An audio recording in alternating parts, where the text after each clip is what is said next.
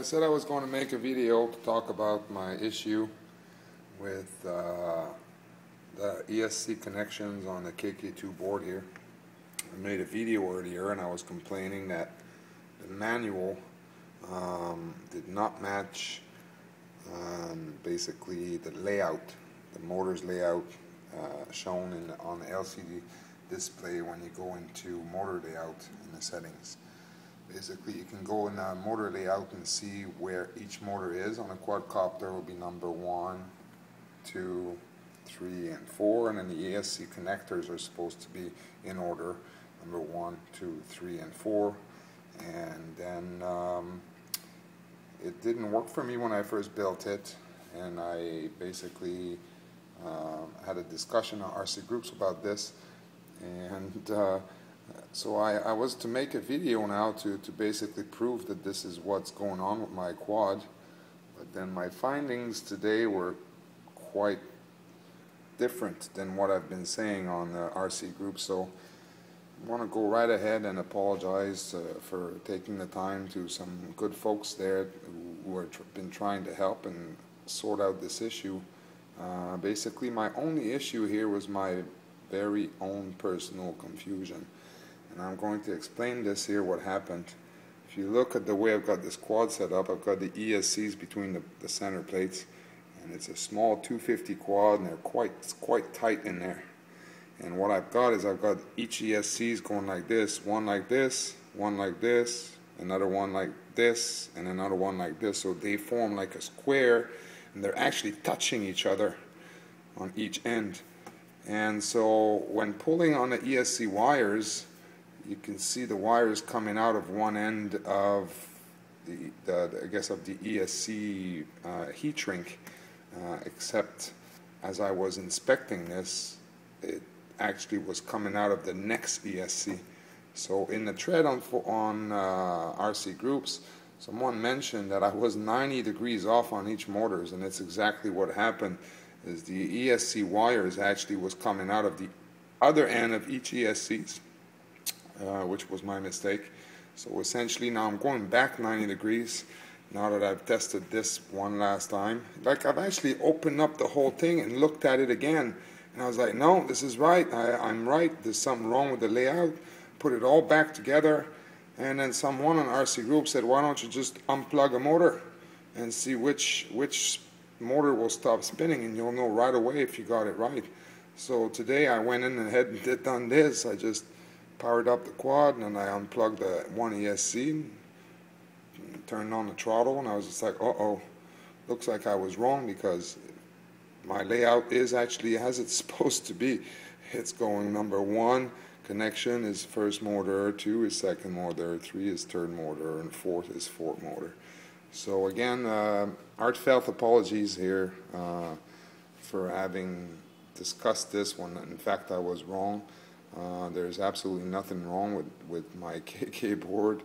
I'm actually a bit embarrassed about this, but you know, I feel like I need to say the truth and say, look, this is a genuine mistake, and I have no issues with apologizing for this. And yeah, that's about all I can say about this now. So thanks again to everyone for trying to help, and I'm sorry for being confused.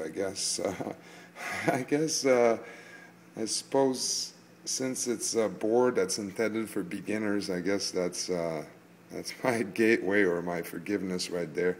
When you sell something intended to sell to noobs, then you're bound to have noobs like me who are going to make mistakes and start saying things because they don't quite get it right. But I figured it out now. I understand everything's right. Also installed my little LiPo alarm there. I installed some plugs directly onto the alarm and plugged that on there, and I programmed it. It's quite a neat little feature to have the onboard low voltage alarm on this. So that's about all the talking I'm going to do for now. I'm going to show a little bit of outdoor night flying with this now.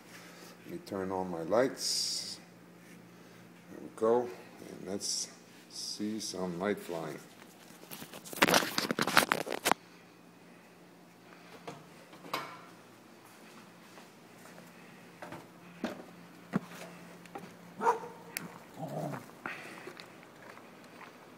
Right.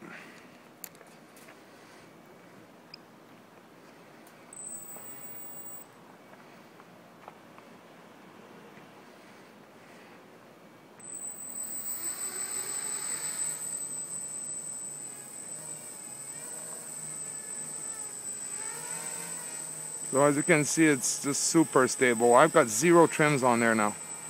0 trims. This is with level mode turned off. And turn level mode on now. This is with level mode turned on. I mean, I should say auto level.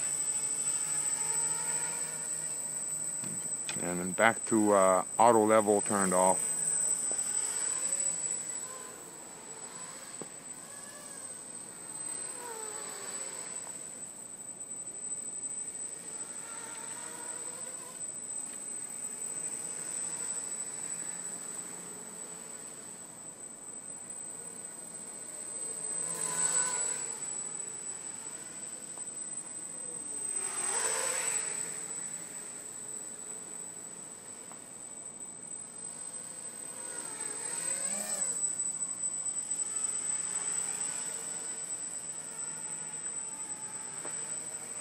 Been flying all my quads with KK boards, but this is by far the most stable KK board I've had.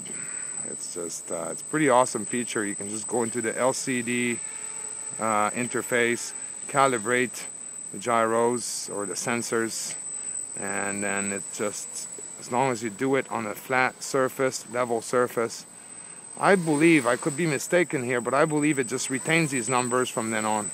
So you only do it once. For example, with a multi-Wii board, you need to make sure that the board is level when you plug in the battery, because it will go from the figures, from the binding process.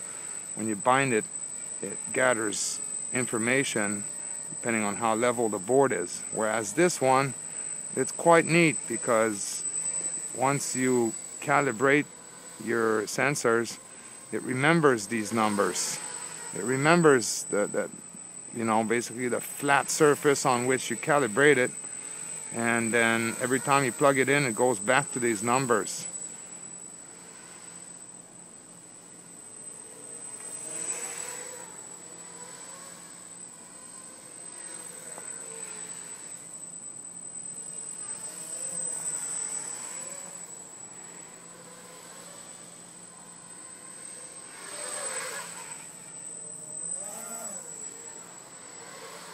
Very aggressive.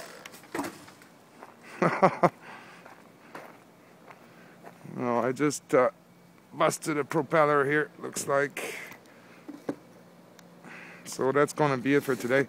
Very aggressive, very responsive.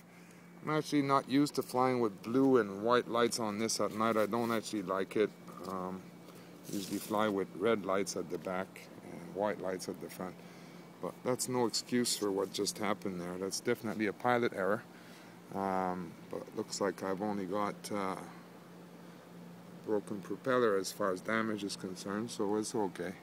Anyways, I just want to say again, I'm sorry for the confusion and for by mistake misleading people to maybe think there's issues with my board. There's nothing wrong with it, and I figured it out today. So thanks for your patience, and hope you enjoyed the video and the crash ending. Alright, cheers.